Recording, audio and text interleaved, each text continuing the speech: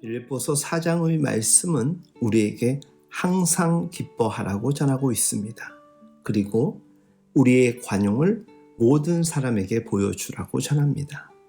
또 염려하지 말고 감사함으로 하나님께 아뢰을 것을 권면합니다.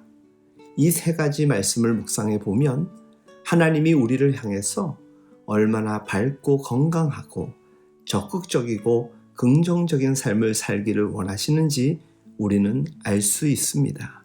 관용의 본질은 긍휼에 있습니다. 즉, 불쌍히 여기는 마음이 있다는 것입니다. 우리가 다른 사람을 넓은 마음으로 품으려면 그 사람을 주님의 사랑으로 불쌍히 여기는 마음이 우리 마음 가득히 있어야만 합니다. 그 사람의 처지로 내려가서 그 사람의 입장을 이해하는 마음가짐이 있을 때 관용할 수 있는데 그것을 성경은 긍휼이라고 전합니다. 예수님의 관용의 극치는 십자가에서 못 박히실 때에 나타났습니다.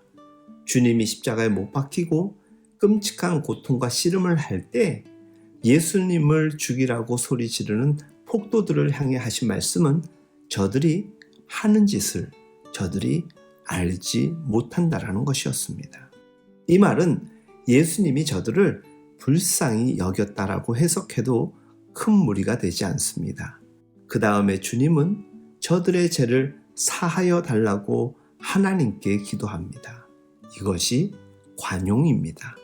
영성 신학자로 유명한 헨리 나우에는 긍휼은 함께 살아가는 생활 양식이라고 했습니다.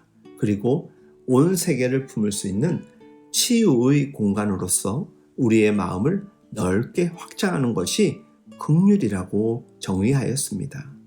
이런 관용은 우리를 향하신 하나님의 마음입니다. 사실 우리에게 하나님과 어울릴 수 있는 조건이 어디 있겠습니까?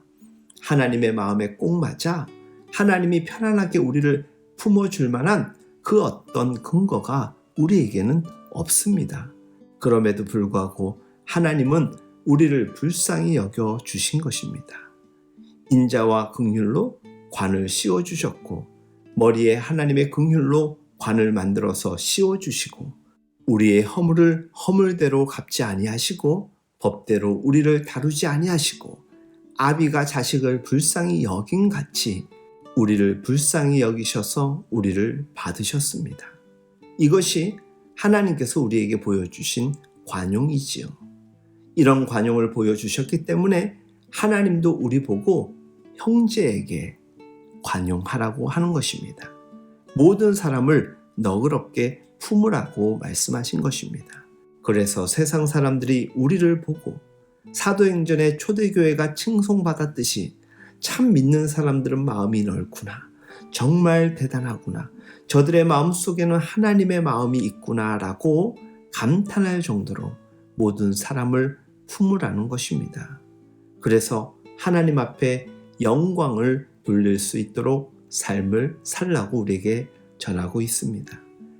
이 세상에서 사는 이상 우리는 마음을 더 넓히는 일에 힘쓰며 기도해야 합니다.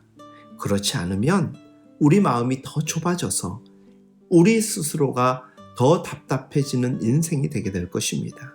결국 관용해야만 하고 불쌍히 여길 수 있는 마음이 우리 안에 있어야 합니다. 그럴 때 우리가 세상 사람들 앞에 하나님의 자녀임을 보여줄 수 있습니다.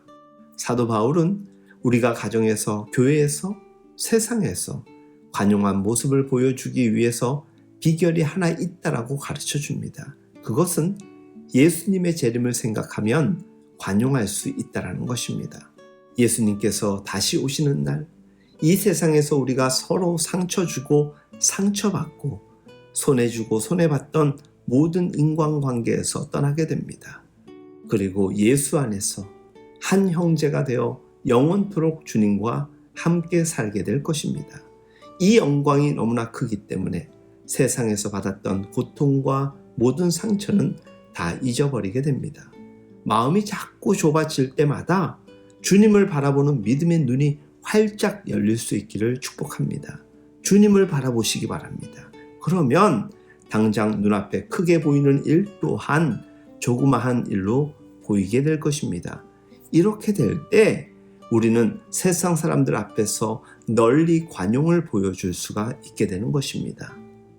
우리 모두가 이와 같은 일에 실패하지 않는 멋진 인생을 살 수 있길 예수님의 이름으로 축복하며 응원합니다.